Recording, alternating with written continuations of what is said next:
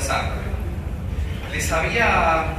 Les había anticipado que uno de los puntos que íbamos a tocar eran puntos de actualización.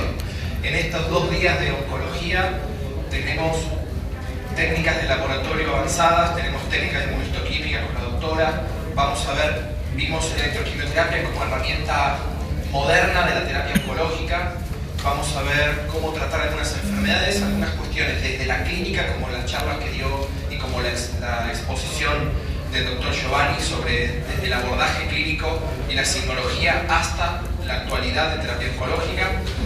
Y algunas charlas como esta, la de quimioterapia metronómica, que es una exposición sobre una nueva forma de tratamiento oncológico, bien simple, y una forma basada en romper el paradigma clásico de la quimioterapia. Si yo les pregunto a ustedes qué opinan de un tratamiento que se basa en realizar sesiones de citostáticos o citoquímicos, drogas oncológicas, de forma tal de lograr una concentración bien alta de la droga oncológica para matar células tumorales y subir esa dosis hasta intoxicar al paciente, y cuando se logran los efectos tóxicos en el paciente, reducir la dosis para mejorar la tolerancia? ¿Qué opinan de ese esquema de tratamiento? ¿Y qué opinan de otro esquema de tratamiento? Que era arrancar con la dosis tóxica y bajar hasta encontrar tolerancia. Es decir, subir, intoxicar y bajar, o directamente dar una dosis alta tóxica y bajar para obtener tolerancia. Esos tratamientos, esas 2 modalidades de tratamiento, han sido las utilizadas por muchos años en oncología y han sido las que han logrado obtener respuestas mejores. Es decir, dar dosis altas de quimioterapia, y de hecho durante muchos años hemos escuchado descubrir la cura contra el cáncer, una droga que la ponen sobre un cultivo de células tumorales y las mata todas y mueren todas las células. Eso es verdad y es real que es así, pero entre una placa de cultivo y un ser vivo hay una diferencia muy grande, que es que los efectos colaterales de la placa de cultivo le importan a pocas personas, y el paciente sí se ve afectado por esos efectos colaterales que muchas veces son letales. Cuando yo les digo qué piensan cuando piensan en quimioterapia y en oncología, ¿en qué imagen se les viene a la mente? Yo les digo, sáquense el título de veterinario de encima. Les pregunto, ¿qué imagen es primero la que le viene a la mente cuando les digo oncología y quimioterapia? ¿Qué es lo primero que se te ocurre? Lo primero que piensas. Es un juego esto. Un tumor. ¿Qué es lo primero que ves vos cuando te hablo de oncología y quimioterapia? Sufrimiento. ¿Qué es la primera imagen que les viene? Cierren los ojos y díganme lo que ven. Tristeza, dolor. ¿Qué ven? Muerte, sufrimiento, dolor, pérdida económica, mucha plata, me va a salir muy caro, no voy a poder pagar el tratamiento de mi hijo. Mi hijo necesita un trasplante de médula que se hace en Estados Unidos y vale 500 o 600 mil dólares. Entonces el preconcepto que tienen nuestros pacientes cuando llegan a la consulta oncológica es este mismo preconcepto que tienen ustedes. Esto mismo que ustedes piensan, lo piensan los dueños de las mascotas. Y entonces tenemos que lidiar con una persona a la cual hay que decirle a su mascota tiene cáncer y hay que darle una droga oncológica o hay que darle quimioterapia. Y encima tenemos gente esperando en la sala de espera, con lo cual, vamos señora, decida rápido porque tiene que venir el que sigue. Y eso así no va. Y la quimioterapia metronómica es una herramienta de tratamiento oncológico que rompe con cierto paradigma, que es ese clásico paradigma de la enfermedad oncológica. Hay un concepto árido y un criterio bien antipático, por decirlo de alguna manera, que es el que nos toca enfrentar a los oncólogos, que es si realmente todos nuestros pacientes están en condiciones o todos nuestros pacientes aceptan la terapia. ¿Qué tasa de complicaciones tengo a la hora de decir hay que hacer este protocolo, como decía el doctor Giovanni, o como les decía yo, hay que hacer una electroquimio o hay que hacer un protocolo de doxorubicina? ¿Qué porcentaje de pacientes acepta eso? Y van a encontrar que hay un porcentaje de pacientes que no lo acepta, que esos preconceptos que tiene de cáncer le bloquean la posibilidad de aceptarlo. Va a depender de la habilidad de ustedes que estén frente a ese paciente, y acá no hace falta ser oncólogo, que le pase al clínico, porque ustedes van a tener que estar en la trinchera con ese paciente en la camilla y van a tener que comunicar lo que pasó. Y si ustedes son buenos comunicando, les va a ir bien. Si son malos comunicando, les va a ir muy mal, independientemente de que sean buenos o malos profesionales, porque a comunicar no nos enseñan. No aprendimos a comunicar, no aprendimos estrategias de comunicación. Entonces, con mucho cuidado y con mucho conocimiento, empecemos a involucrarnos de cómo decir las cosas, cómo tocar a ese propietario conceptualmente, sin herirlo. Porque si lo herimos y le decimos su perro tiene cáncer y hay que hacerle quimioterapia, eso es, y disculpen las mujeres y los hombres, eso es tirarles un balde de mierda encima. Porque su perro tiene cáncer y aman a su perro. Y hay que decirle que tiene cáncer y que hay que hacerle quimioterapia. Y uno es el encargado de la mala noticia. Entonces el ambiente de la clínica tiene que ser un ambiente de respeto, de tranquilidad, donde la gente entienda que vamos a ayudarlos a hacer todo lo posible por resolver el problema de sus mascotas. Indicar el tratamiento de elección. Pero ¿qué pasa? Hay algunos tratamientos que podemos hacer y no solamente hablar. Pero siempre piensen que si uno va a hablar de cuáles son las curas que nosotros tenemos, o los remedios, o las medicinas que tenemos, la primera medicina que tenemos es actuar sobre las emociones, es actuar sobre el discurso. La mejor herramienta que tiene el médico no es ni la quimioterapia, ni el bisturí, ni la electroquimioterapia, ni la radioterapia, es el uso de la palabra. Siempre recuerden que hablar bien con los propietarios y ser bien claros es la mejor herramienta para cualquier enfermedad. Después podremos hablar de cirugía, de quimio, de radioterapia, de los tratamientos posteriores, de los controles, pero siempre primero dejar de no olvidar de encarar este tipo de tratamiento, este tipo de tópico dentro de la consulta oncológica. ¿Qué pasa? ¿Por qué hay que hablar de cambiar el paradigma? Bueno, porque históricamente la quimioterapia apuntaba a matar células tumorales. Y hoy nos damos cuenta que el tumor no es, el cáncer no es una enfermedad de las células tumorales. El cáncer es una enfermedad del estroma o del microambiente tumoral. Toda la enfermedad oncológica deja ya de ser importante la célula tumoral y pasa a ser parte del problema. Y uno de los puntos clave es el rol de la vascularización. Fíjense este esquema. Lo que hay a la izquierda es vascularización normal. Un vaso grande que se va ramificando en vasos pequeños, arteriales y venosos. Ordenado, diagramado. Si uno mira la irrigación de una mano, ve que va la arteria y vuelve la vena ordenadamente por el dedo y por todas las partes de nuestro cuerpo. La irrigación es ordenada. Esto que ven a la derecha, en el esquema de la derecha, es una vascularización neoplásica, una vascularización tortuosa, sin sentido, que sobreirriga determinados sectores y subirriga otras áreas. ¿Qué ocurre cuando se subirrigan partes de un tumor? Tiene menos nutrientes el tumor, tiene menos oxígeno. ¿Qué le pasa al tejido cuando pierde oxígeno? Se muere. ¿Y qué le pasa cuando se muere? ¿Qué tipo de muerte es? No, apoptosis no. Necrosis isquémica. Entonces encontramos centros necróticos en los tumores, encontramos necrosis en el tumor, olor a podrido, olor a muerto. Y claro, porque se está necrosando porque hay áreas no irrigadas. ¿Qué quimioterapia va a llegar a un área no irrigada? Ninguna. ¿Qué antibiótico va a llegar a un área no irrigada? Ninguno. Entonces tenemos que evaluar ese paciente y esa vascularización empieza a tener un rol fundamental.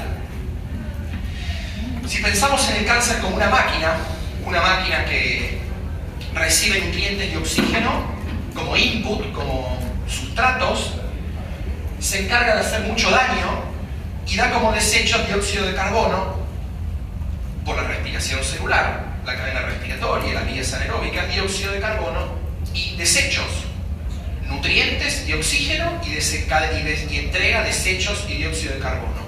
¿Qué es lo que pasó? Esto es clásico, esto es un modelo bien elemental, pero fíjense que en el año 2000, entre el 2000 y el 2003 se vio que altas dosis de quimioterapia estimulaban precursores endoteliales, o sea, precursores de los vasos sanguíneos a nivel del endotelio, y bajas dosis de quimioterapia los inhibían. Es decir, que cuando se aplicaban dosis altas de citostáticos se veía una estimulación de la vascularización, y cuando la dosis era menor disminuía esa vascularización. Hubo un primer trabajo presentado en el año 2001 en veterinaria, fue el primer reporte veterinario, fíjense, entre el 2000 y el 2013 en medicina humana, Hahnemann y Weinberg, 2 premios Nobel que descubrieron esto, no son 2 cualquiera, sino son 2 premios Nobel, y en 2001 en veterinaria se logró evidenciar este fenómeno. ¿Y qué es lo que pasó? Nosotros sabemos que los tumores crecen según esta curva de crecimiento, tal como crecen las bacterias en una placa de cultivo. Al principio hay un crecimiento exponencial y hacia el final hay un crecimiento donde ya no es exponencial, sino que empieza a ser asintótico. Y ahora necesito que entendamos muy bien este gráfico. Es el gráfico de crecimiento gompersiano. Si las células reciben quimioterapia y la quimioterapia mata células replicantes, mata células en mitosis, y en la primera parte de la curva, en el crecimiento exponencial de la curva, estamos hablando de que hay una alta replicación celular en esta parte de la curva, una alta replicación celular. Y en esta parte final de la curva hay una replicación celular mucho menor. ¿Dónde va a ser más efectiva la quimioterapia? ¿Al inicio o al final de la curva? Al inicio. En esta etapa tenemos una muy alta efectividad de la quimioterapia y una muy baja efectividad a largo plazo. Cuando ya el tumor es gigante, le dan quimioterapia y no sirve para nada, porque no hay replicación celular, con lo cual no va a matar a las células tumorales. Y tenemos un problema, que es que toda esta parte de la curva es subdiagnosticada, es previo a saber que el paciente tiene cáncer. Por eso es que hablamos y hacemos hincapié en el diagnóstico precoz. Toda la medicina apunta a detectar antes a la enfermedad oncológica, porque ahí es donde las herramientas son más útiles. ¿Están de acuerdo con lo que estoy diciendo? ¿Sí? Y estamos en graves problemas si vamos a encarar al paciente acá, ya cuando el tumor mide el tamaño de un melón. Y claro, en ese momento ya la quimioterapia no sirve, la cirugía no se puede hacer, la electroquimia no se puede, la radioterapia tampoco, y recibimos pacientes ahí, con lo cual tenemos que empezar a trabajar sobre eso. Y causas o características de esta quimioterapia son que la quimioterapia metronómica empieza a venir a no atacar a la célula en forma definitiva, sino empezar a hacer pequeñas dosis de quimioterapia en intervalos mucho más seguidos. Es decir, en lugar de hacer una dosis y repetir al día 21, se hacen dosis repetidas en forma diaria o cada 48 horas. Dosis muy pequeñas en forma crónica, sin interrupciones. Eso hace que se eviten los picos de concentración de droga con efectos tóxicos. Esto hace que la dosis y el protocolo sea más tolerable. Esto hace que se puedan usar drogas por vía oral, que son mucho más fáciles de administrar para los propietarios. Este tipo de tratamiento tiene una tasa de efectos colaterales muy bajos. No son tratamientos con una alta toxicidad. Disminuyen la resistencia. ¿Saben cuándo desarrolla resistencia un tumor? Cuando uno no lo mata y le deja tiempo para que se recupere. Es decir, yo le doy un golpe y espero 21 días. Si ese golpe lo mató, no hay resistencia. Ahora, si no lo mató, en estos 21 días se vuelve a recuperar. Y si se vuelve a recuperar, ya es un clon resistente. Entonces, la quimioterapia metronómica disminuye la resistencia oncológica al dar periódicamente quimioterapias sin dar tiempo a que se recupere la célula tumoral. No da tiempo a la recuperación de la célula. Y lo otro interesante es que no ataca solo a las tumorales, sino que actúa sobre el endotelio, actúa sobre la irrigación o la vascularización de esas células. Y encontramos, esto es un Pasquier, es un trabajo del año 2010 en una revista Nature, que es una de las revistas de investigación clínica y básica de mayor impacto a nivel mundial, es una de las revistas más serias a nivel mundial, Science y Nature, y lo que se plantean es 4 grandes mecanismos. Actúa la quimioterapia metronómica sobre el sistema inmune, activando la respuesta de inmunovigilancia y la respuesta inmune, disminuye esa irrigación tortuosa, esa irrigación errática, esa vascularización anormal, y también ataca a las células tumorales como un mecanismo secundario. Y uno dice, ¿eso solo hace? No, fíjense aquí abajo, un signo de pregunta que ya se volvió claro, que es que actúa sobre las dormancy cells, sobre células dormidas, células neoplásicas que están dormidas de reserva. Y esas son las células que nos van a traer problemas en el futuro. Esas células que están calladas, dormidas, silenciadas, en G0 del ciclo celular, inactivas, y que por alguna razón proliferan. Cuando escuchen, mi marido se murió, y mi papá se murió, y mi mamá, de tristeza, enfermó de cáncer. ¿Lo han escuchado eso?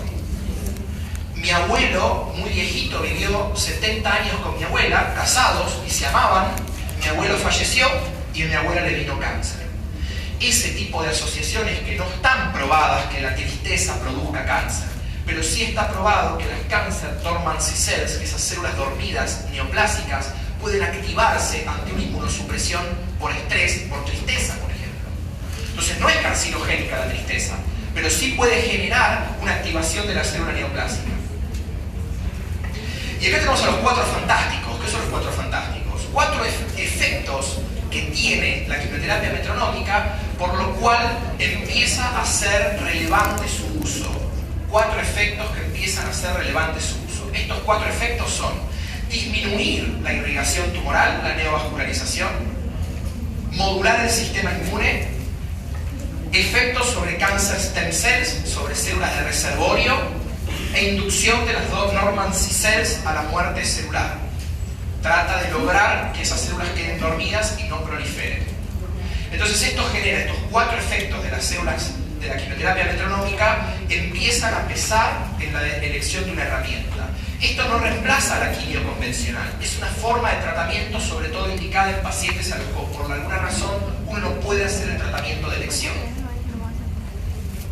Ya había el doctor Giovanni había hablado sobre había mostrado esta imagen, y lo que yo quiero que vean de esta imagen es, en el primer renglón uno ve un esquema de tratamiento con quimioterapia que se hace cada 3 semanas, es decir, una aplicación y repetir cada 3 semanas.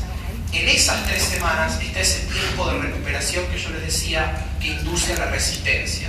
Cuando se hacen semanales, ese tiempo disminuye, y cuando se hacen diarias, a baja dosis, ese tiempo es mucho menor. Y la toxicidad, por supuesto, no se usan las dosis de 3 semanas, se usan dosis muy pequeñas de quimioterapia diariamente. Y esto es el esquema clásico de un tratamiento metronómico. Cuando uno dice, le doy AINES en forma crónica al paciente con neoplasia de vejiga, no solo están haciendo un tratamiento antiinflamatorio y analgésico, sino que están haciendo una forma de terapia metronómica. Están haciendo quimioterapia metronómica con AINES. ¿Por qué cambiar el paradigma? Lo que cambia el paradigma es muy simple. Es que se cambia la concepción de matar células tumorales a ir a trabajar sobre todo el microambiente y todo el estroma tumoral. Ya no solamente la célula tumoral es lo que me importa, sino modular todo el microambiente tumoral en general. Aquí vemos este esquema. Cañones tirando al tumor versus pequeñas bombas dirigidas a blancos moleculares del organismo. Estos son los esquemas clásicos del microambiente tumoral y del esquema de quimioterapia metronómica. Fíjense que en torno a la irrigación crece el tumor, porque necesita nutrientes y porque necesita irrigación, oxígeno. Cuando el tumor está bien irrigado, las células tumorales que se ven ahí en celeste proliferan y crecen felices. Cuando se empieza a dar un tratamiento que inhibe esa irrigación, esas células tumorales empiezan a disminuir, aunque no matarlas, no desaparecen, quedan ahí quiescentes, quietas. ¿Qué pasa si yo suspendo la terapia metronómica? Se revasculariza ese tumor, y si se revasculariza, ¿estas qué hacen? Se convierten en estas. Así que las quimioterapias metronómicas suelen ser tratamientos que se hacen a largo plazo.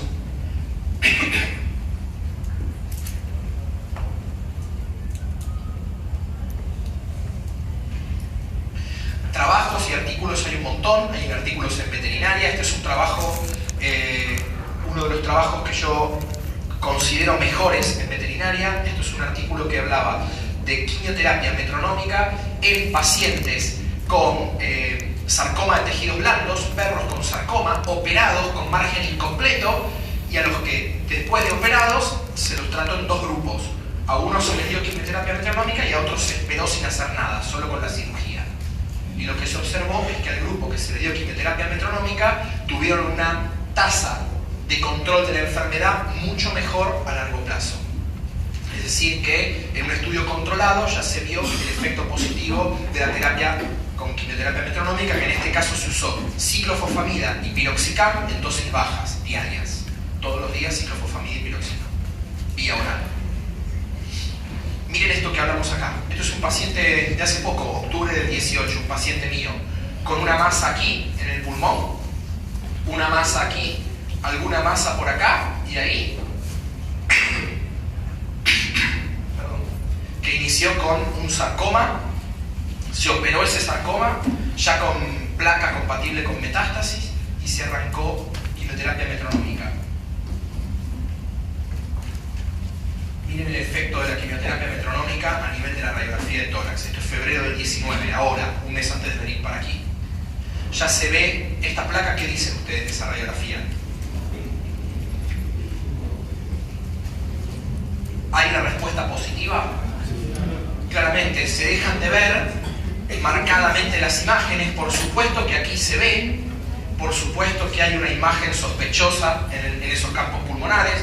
Nosotros hacemos las 3 placas de tórax siempre. Yo puse aquí las que se ven con más claridad, que hay una disminución del tamaño tumoral, pero esto no se resuelve. Este paciente va a seguir crónicamente de por vida con quimioterapia metronómica, y va a llegar un momento en donde por alguna razón la enfermedad se reactive y bueno, probablemente fallezca de metástasis. Pero entre octubre del 18 y febrero del 19, el paciente está con una enfermedad controlada. Y probablemente esté unos 6-8 meses más, un año más, con metástasis, viviendo sin ningún tipo de problema y sin hacer pautas de quimioterapia citotóxica, solo vía oral en su casa. Este es un artículo que les recomiendo para leer, es un artículo de revisión bibliográfica, es un review, excelente review, donde van a poder tener todo un planteamiento de qué características tiene este tratamiento, en qué casos se puede usar y en qué casos no. Les aviso que en los últimos 2 congresos mundiales de oncología veterinaria, el próximo es este septiembre en Tokio, pero en estos últimos congresos ya la quimioterapia metronómica tiene una sala específica para discutir artículos sobre quimioterapia metronómica, con lo cual no es algo que se inventó hace muy poquito, y sí es algo que está ya en mucho uso a nivel mundial. Este es un trabajo que publicamos nosotros, nuestro grupo de trabajo. Trabajamos sobre tratar de ahogar el tumor, lo que está haciendo Homero con Bart Simpson, quitar nutrientes, incluir irrigación, y uno de los puntos que usamos en forma metronómica es la metformina. ¿Han escuchado la metformina? Droga que se utiliza ¿para qué? ¿Pero qué hace la metformina? Hipoglucemiante oral. Disminuye el reclutamiento de transportadores de glucosa a la célula, quita y priva del metabolismo a las células de los hidratos de carbono, ese tipo de célula, y disminuye la gluconeogénesis. Ese tipo de producto está publicado como que disminuye la captación de glucosa por la célula tumoral. Entonces, si nosotros le damos un producto que disminuye la captación de glucosa a nivel tumoral, disminuye los nutrientes de ese tumor. ¿Cómo se lo vamos a dar? ¿Todo junto o en forma crónica? No, la metformina se puede hacer en forma crónica, en un esquema metronómico, con lo cual el tratamiento oncológico más metformina ha logrado una mejora clínica. Esto es in vitro, en cultivo de células de carcinoma mamario felino, ¿sí? En placas de cultivo, y encontramos un efecto claramente evidente de disminución del crecimiento de las células usando metformina, de las células neoplásicas. Este es un trabajo de ciclofosfamida y piroxicam, o ciclofosfamida y meloxicam en hemangiosarcomas. Fíjense qué interesantes los resultados. Logra obtener resultados similares a los que se obtienen con quimioterapia convencional. O sea que dar quimioterapia sistémica convencional o hacer un esquema metronómico tiene resultados muy similares. ¿Qué es más barato? ¿Quimioterapia convencional o darle ciclofosfamida vía oral y aires? sea que es una alternativa al tratamiento oncológico para pacientes que no tienen recursos económicos para enfrentar una quimioterapia sistémica.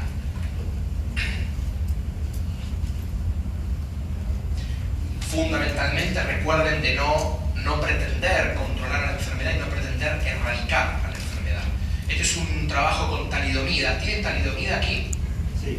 La talidomida es una droga que se usa mucho, en Argentina está prohibida. La talidomida es muy mutagénica y se ha utilizado, ha generado muchas malformaciones genéticas en la década del 70, más o menos, 70, 80.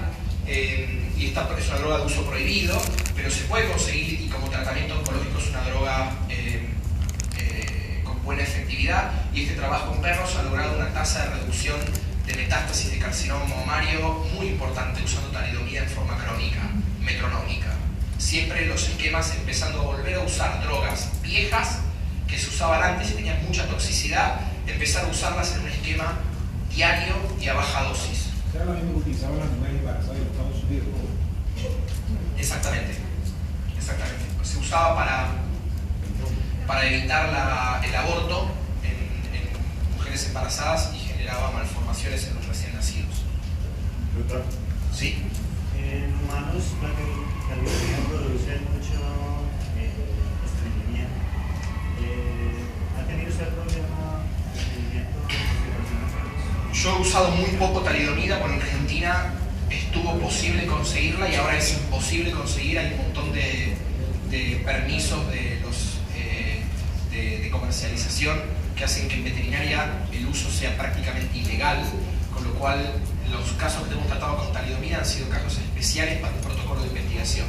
Pero después experiencia para tratar no he tenido, y la talidomida es una droga que lamentablemente ha sido usada sin saber qué efectos colaterales tenía y ha generado muchos problemas, pero es una droga muy apta para un tratamiento oncológico, es una droga que se puede usar perfectamente, pero ha quedado mucho recelo de su toxicidad por esa mutagénesis que genera. Pero no es una droga que no se puede utilizar. Y en este caso, Oso es un perro de ovejero belga de 10 años, grandote, malo, ahí está sedado, está intubado para empezar a prepararlo para su tratamiento, y tiene un sarcoma de partes blandas, fíjense, deformación en el hocico, lagrimeo, estornudos constantes, asimetría facial y dolor, llora al comer. Esos son los signos clínicos que manifiesta el perro. Y tenía una masa en el hocico, un tumor en el hocico. Planteamos el pizarrón del Dr. House. Empezamos a decir, bueno, ¿qué puede tener este paciente? ¿Qué características trae? ¿Qué trae con sus estudios? ¿Y qué podemos hacer? Bueno, traía ya una citología compatible con un sarcoma, o sea que el diagnóstico del tipo tumoral lo tenemos. No tenemos grado, no tenemos un montón de información, pero el diagnóstico citológico compatible con una neoplasia celular maligna o un sarcoma ya lo tenemos claro. Las recomendaciones suelen ser hacer una biopsia, hacer las placas de tórax, hacer una ecografía y un análisis de sangre, estadificar al paciente, ver si lo que tiene está solo en el hocico o si ya está en otro lado para plantear una estrategia. ¿Lo voy a operar o no lo voy a operar? Claro, pero rinoscopía solo si es endoluminal. Si es un tumor en el hocico que está del hueso hacia el exterior, la rinoscopía no tiene sentido. Solo los que son intracavitarios, dentro de la cavidad nasal. Esto era un sarcoma de tejidos blandos del hocico, de la piel subcutánea. Con lo cual ahí la rinoscopía no va, pero si hay estornudo y hay lagrimeo y hay moco con sangre desde la cavidad nasal, puede ser que haya tejido tumoral y uno puede recurrir a la rinoscopía. Les pregunto, en tumores nasales o con compromiso del hocico, ¿indican tomografía, radiografía, RX, tomografía o rinoscopía? Tomografía. Es engañosa la pregunta. ¿Tomografía? RX. ¿Rinoscopía hacen o no? ¿Para qué? ¿Qué información otorga una rinoscopía?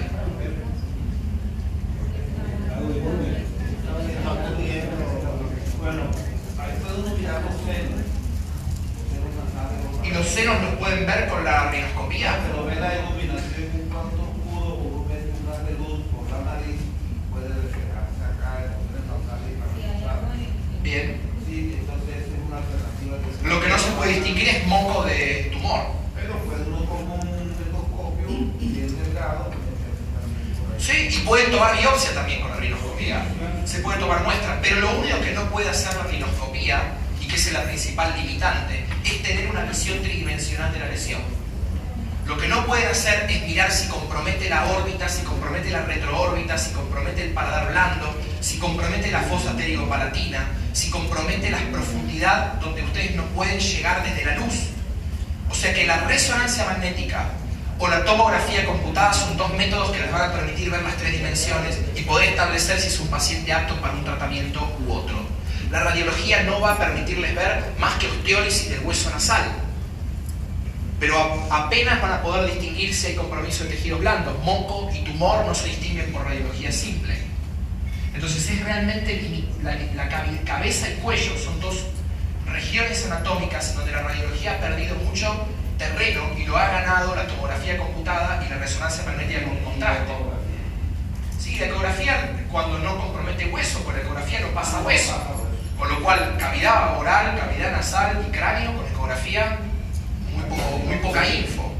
Y lo que es importante es arrancar con analgesia, porque dijimos que tenía dolor, que lloraba para comer. O sea que eso, antes de hacer todo, yo tengo que empezar con un esquema analgésico.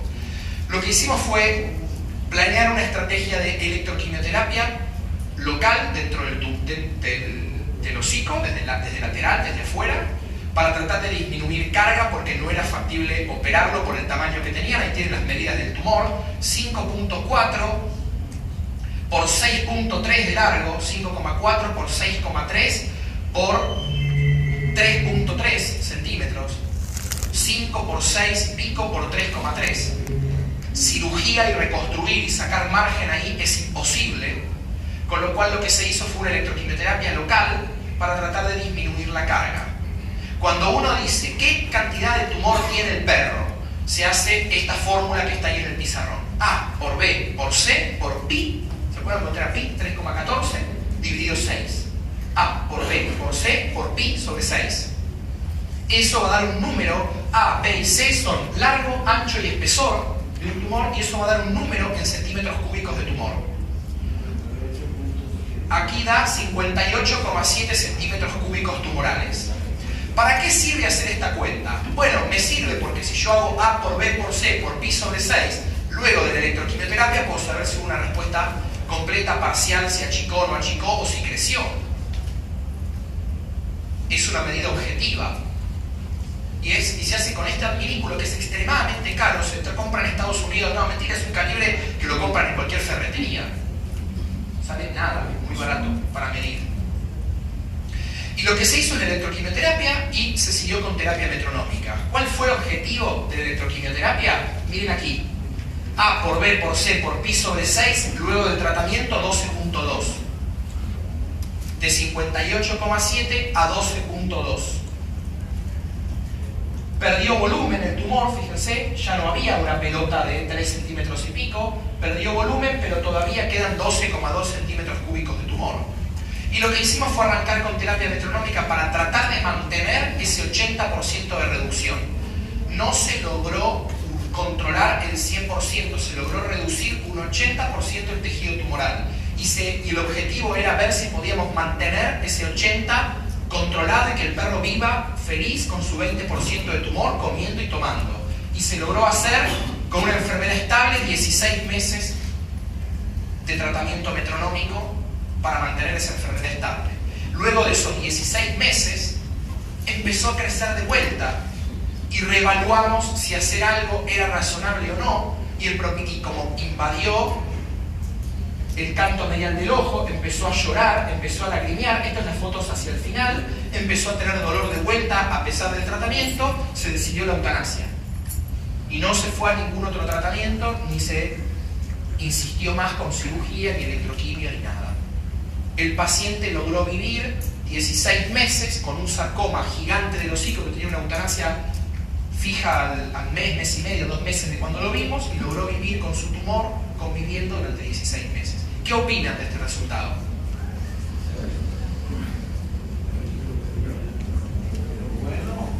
¿Qué piensan? ¿Bueno en qué sentido? Prolongó una buena calidad de vida, no prolongó la vida, prolongó una buena calidad de vida. Cuando la gente les pregunte cuánto va a vivir, mi respuesta, les van a preguntar eso, ¿cuánto va a vivir, doctor? ¿Cuál es la respuesta? Otra pregunta. Le tienen que preguntar, ¿cuánto o cómo? ¿Usted qué quiere saber? ¿Cuánto va a vivir o cómo va a vivir? No, bueno, ¿cuánto y cómo? No, mentira. Son mutuamente excluyentes. Porque yo puedo hacer que ese perro viva con un tumor del tamaño de una sandía, en la cara, dolorido, sufriendo, en coma farmacológico, y que viva 2 años seguro más de lo que vivió, pero sufriendo. ¿Usted quiere eso? No hay uno que me haya dicho sí. Lo que queremos es una calidad de vida el mayor tiempo que podamos. Y el oncólogo, no sé qué opinan ustedes o qué pasa, pero el oncólogo es el especialista, y ahí estoy vendiendo la oncología. El oncólogo es el especialista que más regalos recibe. Traen chocolates, traen al fin de año champagne, sidra, pan dulce. ¿Saben por qué? Porque nos acompañamos emocionalmente. Porque hay que empatizar con la mascota y con la familia. Y porque cuando el otro día recibí, hace 3 meses, recibí un señor con una perrita con un tumor que había que amputarle la pata y curar al animal, un sarcoma, un schwannoma en una pierna. Y le dije, señor, mire, tiene un schwannoma. Me dijo, doctor, no siga más.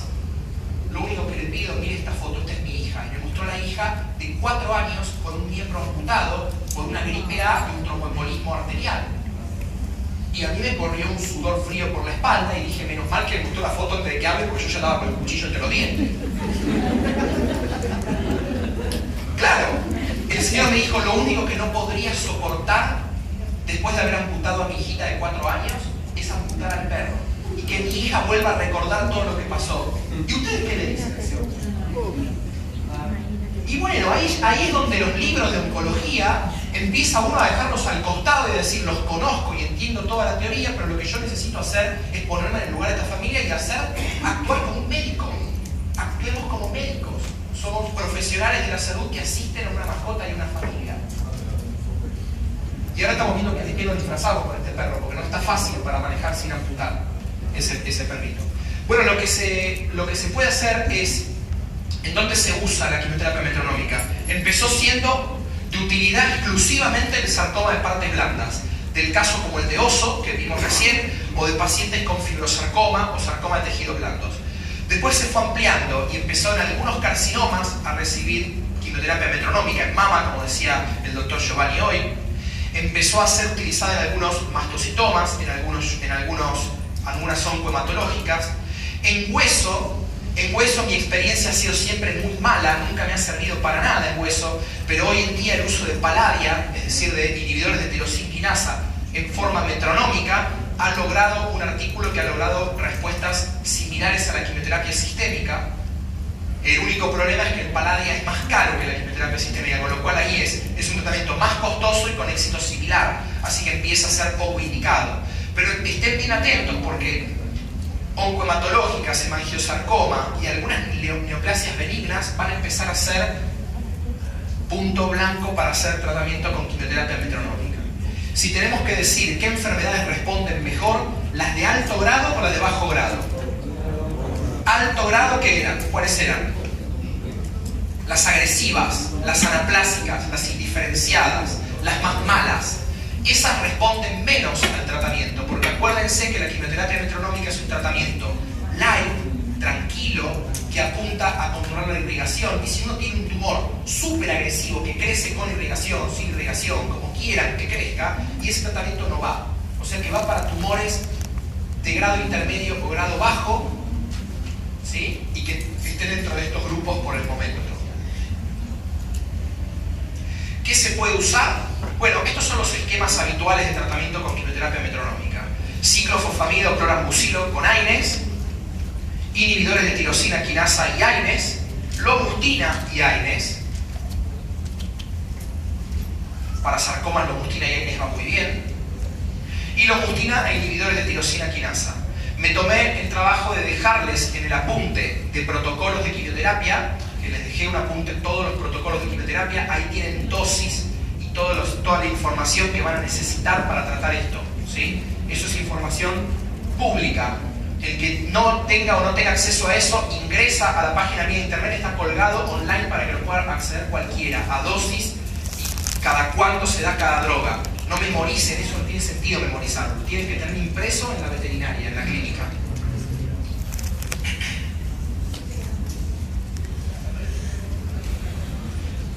¿Qué efectos colaterales tiene la quimioterapia metronómica? Entre el 5 y el 7% de los pacientes. Se los voy a anotar aquí. ¿Qué uso yo? El más común que uso es el primero que tienen ahí arriba. Ciclofosfamida y AINES. Ciclofosfamida y AINES. Uso ciclofosfamida 10 miligramos a 12 miligramos por metro cuadrado, vía oral todos los días. Y uso meloxicam 0.1 miligramo kilo día, en forma crónica. Meses, años, lo que sea. Ese perro estuvo 16 meses tomando eso. Y los efectos colaterales son anorexia, vómitos, 0,1, sí. Diarrea y cistitis. Estos efectos colaterales se ven entre el 5 y el 7% de los casos. A todos los pacientes les escribo esto en una receta y se lo llevan, porque cuando el efecto colateral que pueda aparecer en el 5 a 7% de los casos, que es la cistitis, empiezan con signos urinarios y con hematuria, y lo primero que hay que hacer es alertar al propietario para que suspenda la quimioterapia metronómica. Después veré qué hago desde el oncológico, pero suspenden la quimioterapia metronómica para evitar que esa cistitis se haga seria, porque la ciclofosfamida, cuando se metaboliza, el metabolito inactivo, que es la croleína, es un metabolito inflamatorio sobre la vejiga. Y entonces los pacientes empiezan a tener cistitis química, cistitis irritativa. Se llama cistitis idiopática o cistitis hemorrágica estéril. ¿Sí? Entonces a los pacientes que empiezan con polaquiuria, con signos de cistitis, les suspenden el tratamiento y lo pueden pasar de última a alguno de los otros que están aquí abajo que no producen cistitis. Y la respuesta va a ser buena. Solo 5 a 7% de los pacientes. Nosotros tenemos unos 400 pacientes tratados con terapia metronómica en los últimos 6 o 7 años. ¿Sí? Y la tasa de complicaciones es entre el 5 y el 7%, no más que eso. Un tratamiento bien tolerado. ¿Estamos con esto? ¿Alguna pregunta? Me queda un minuto. ¿Podría orientar mucho respecto al uso de ciclofosfamida? Normalmente viene inyectable y en forma de polvo y en tableta de 50 miligramos. ¿Cómo hace para...? Sí. La ciclofosfamida viene de 1 gramo inyectable, de 200 miligramos inyectable en frasco ampolla y en comprimidos de 50 miligramos. Eso es comercial de humanos. Si yo tengo un perro de 30 kilos, eso es más o menos 30 o 31 kilos, es más o menos 1 metro cuadrado de área corporal. Si yo les dije que usaba 10 miligramos por metro cuadrado, a un perro de 30 kilos le tengo que dar 10 miligramos de ciclofosfamida.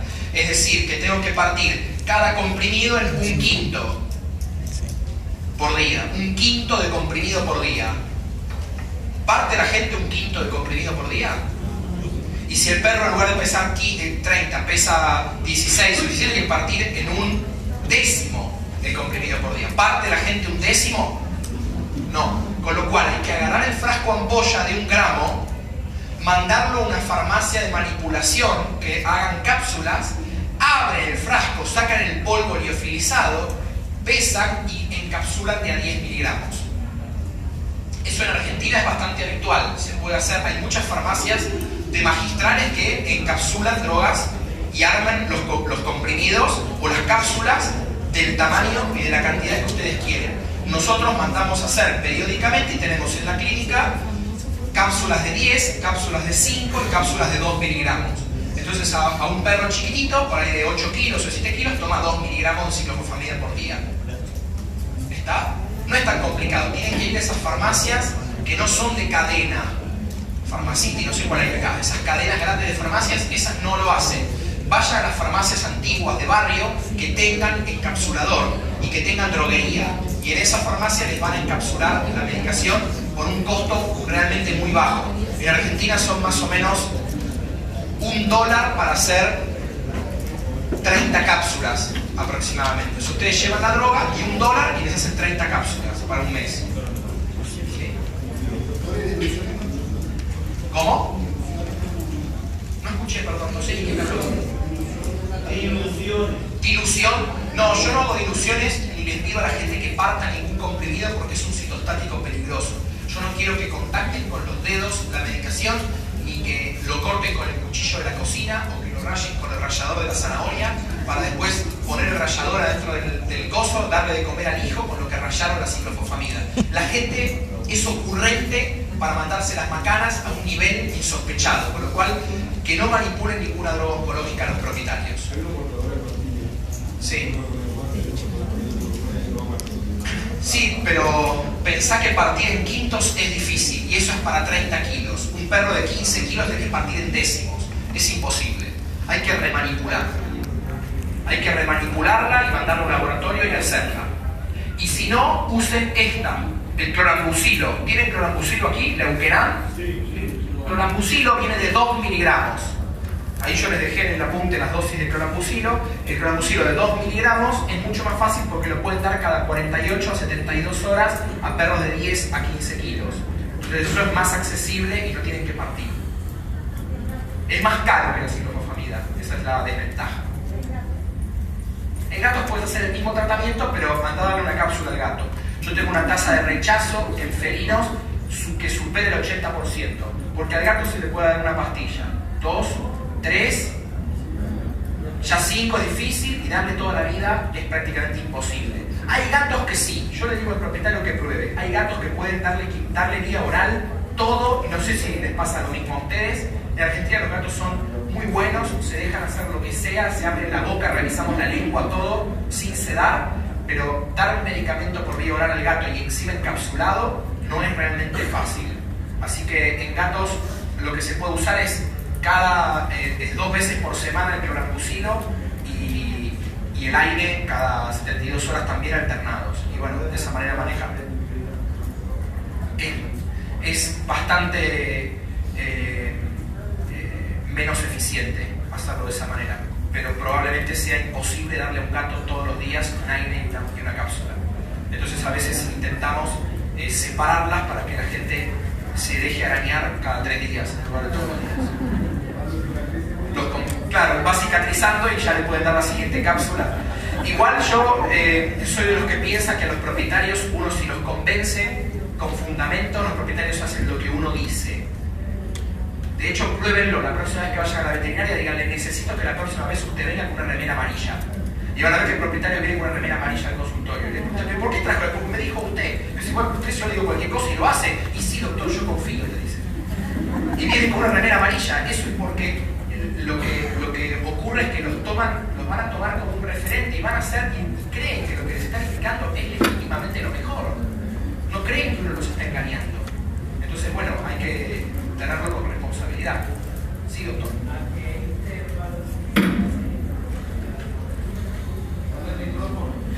¿A qué intervalos? ¿A qué intervalos de tiempo se hacen los exámenes de sangre y de orina para monitorear cómo está? Nosotros hacemos en pacientes que no tienen ninguna alteración clínica, o sea, no son insuficientes renales, no tienen complicaciones evidentes, hacemos los monitoreos una vez al mes, sangre y orina. Una vez al mes vienen a la clínica, se les saca sangre para analítica sanguínea y orina y se revisa y se mide el tumor, ¿sí? Como para evaluar la respuesta, más allá de la toxicidad o de los efectos colaterales. Recuerden que en el hígado van a encontrar, con la lomustine van a encontrar algo de hepatotoxicidad en algunos pacientes. El paciente está normal, pero sube las transaminasas, ¿sí? Sube la ALT y la AST. Doctora. Gracias. ¿Qué aportes nutricionales nos puede recomendar durante estos protocolos que son de manejo en casa? Muchos propietarios siempre le preguntan a uno, ¿qué le puedo dar al gato? ¿Qué le sirve al gato? ¿Qué le sirve al perro? ¿Cómo, aparte de los medicamentos, los podemos suplir nutricionalmente? Es una pregunta súper interesante, es para una charla aparte, nutrición en cáncer, en pacientes oncológicos. Es un tema realmente muy interesante para discutir. a ver cómo puedo contestar tu pregunta sin hacer una charla, una disertación sobre eso. Yo lo que digo son dos conceptos y después si querés yo te puedo pasar información cómo hacerlo, pero el primer consejo es que el aporte o el manejo nutricional no es para el cáncer, es para el paciente. Porque no, quitale hidratos de carbono, dale proteína porque el tumor vive de los hidratos de carbono. Yo estoy harto de esa frase porque lo que hace eso es generar caquexia en el paciente. Por abogar, como hacía Homero Simpson, por abogar al tumor, ahogan al paciente. Y van a ver un paciente caquéctico, sin masa muscular, sarcopénico. Y encima es un viejito que tiene 13 o 14 años, con lo que funcionan los riñones a los 13 o 14 años, y que le empiezan a dar un aporte nutricional proteico de un cachorro, con lo cual empiezan a dar un tenor proteico a un viejito geronte y Aines con un nivel proteico de un cachorro. Entonces, ¿qué van a freír primero? Y los riñones. Entonces, ojo, porque por controlar al cáncer empezamos a complicar otras cosas. Algo parecido a lo que pasaba con el doctor que me comentaba de cómo manejar la insuficiencia renal con los aires.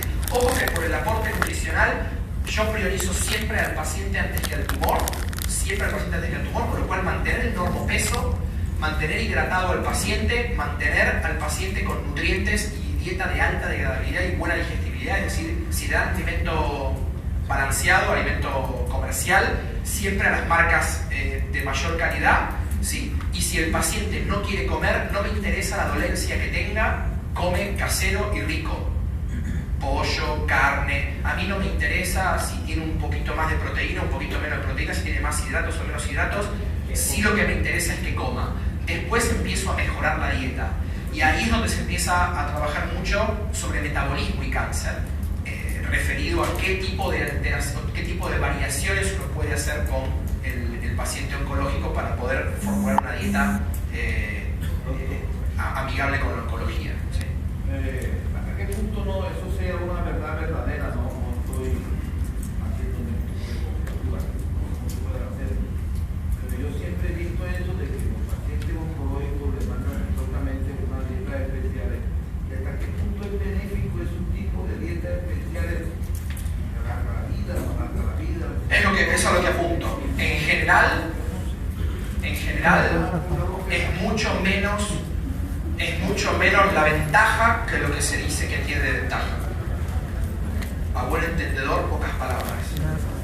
Prioricen al paciente, monitoreen el peso, revisen si está comiendo, fíjense que el aporte nutricional sea de alta calidad. Eso es básico. Después se verá cómo se van resolviendo ciertos aspectos, como por ejemplo retirar los hidratos de carbono de alta degradabilidad. ¿Cuáles son los hidratos de carbono de alta degradabilidad? Hay que retirarlos, o sea que hay que conocerlos. ¿Cuáles son? De alta degradabilidad. Azúcares, dulces, frutas. Ahí yo le estoy dando peras, duraznos. No le des duraznos, es un perro, es un carnívoro. Los hidratos de carbono de alta degradabilidad, azúcares, son mucho más rápidos de metabolizar por el tumor que por el organismo. Con lo cual, eso es lo que yo digo, después pueden retirarlo. Ahora, si les tocara a un paciente que solo come pera, y bueno, que coma pera, y de a poco van cambiando esa dieta, pero no le quiten lo único que come. Empiecen a adaptarlo de a poco, siempre enfocados en tratar de priorizar al paciente y luego empezar a retirar los nutrientes que son más complicados para el paciente oncológico. Lamentablemente no puedo ahondar más en detalles de lo que estamos viendo, pero si alguno tiene alguna pregunta específica, puede acercarse y me lo hace personalmente. ¿Sí? En el caso específico de Oso, usted trató principalmente primero con electroquimioterapia y después con terapia petronómica. Para nosotros que no tenemos la opción primaria de la electroquimioterapia, ¿qué podríamos utilizar? Si no tienen electroquimioterapia, lo que podrían hacer es quimioterapia metronómica sola. Si no es quirúrgico, quimioterapia metronómica sola. El sarcoma de tejidos blandos de bajo grado, de grado intermedio, es muy resistente a la quimioterapia. Le van a dar 425 dosis de quimio y no va a servir para nada. Va a servir para los colaterales nada más. pero no va a servir para nada, no es sensible a la quimioterapia. Así que cuando tengan un perro con un sarcoma de tejidos blandos, no le den quimioterapia. No sirve la quimioterapia, sirve la metronómica, o sirve la electroquimio, o sirve la radioterapia. Radioterapia tampoco tienen, ¿no? Bueno, radioterapia, o electroquimioterapia, o terapia metronómica, o obviamente cirugía radical, ¿sí? Que sería el paso más importante. ¿Sí? ¿Ya estamos? No, pero yo creo que ya estamos. ¿Alguno tiene alguna pregunta más? Ah, decía menos cuarto, yo me pasé. Qué pena. En caso de oso, ¿qué experiencias has tenido cuando se realizan tipo de cirugía, por ejemplo, una mandibulectomía, en calidad de la sobrevida? Si vale la pena hacer ese tipo de cirugía o preferiblemente manejarla con medicina metronómica. En el caso de oso no era factible porque había que hacer la maxilectomía completa, volar cavidad nasal y llevarse el arco cigomático, enucleación del globo ocular, y el propietario no aceptaba ese tipo de intervención por la ubicación del tumor, era todo el hocico, 6,5 centímetros de largo. Pero cuando hay un tumor de cavidad oral y uno tiene que pensar en hacer una maxilectomía o una palatectomía, es decir, paladar duro, o mandibulectomía, siempre recuerden lo siguiente: es un tratamiento de difícil aceptación con el propietario, pero el que lo acepta nunca se arrepiente. ¿Escucharon bien? Es un tratamiento difícil de aceptar para el propietario, pero cuando uno hace la cirugía y le pregunta a todos los pacientes que se operó en su mascota, le dice: señora, ¿qué opina de la cirugía que se hizo en mi paciente? Ay, la verdad que está perfecto. La verdad que la calidad de vida es excelente. Es decir, cuesta mucho hacerlo, pero cuando lo hacen no se arrepienten. Enfoquémonos en cómo lograr que los pacientes accedan a ese procedimiento, porque después van a estar tranquilos de que va a estar bien hecho y que van a tener una calidad de vida aceptable. Y eso no lo digo yo, sino que está publicado y ya se sabe que es así. Y todos los que han hecho cirugía radical o trabajan para algún cirujano que hace cirugía radical de cavidad oral van a ver que los perros comen perfectamente sin mandíbula. No pasa lo mismo con los gatos. El gato, mandibulectomías completas en los gatos, tienen 30-40% de los gatos que no se adaptan a comer nunca, se rehusan a comer y terminan en eutanasia. Así que eso sería un poco la recomendación. Operen, hagan cirugía radical.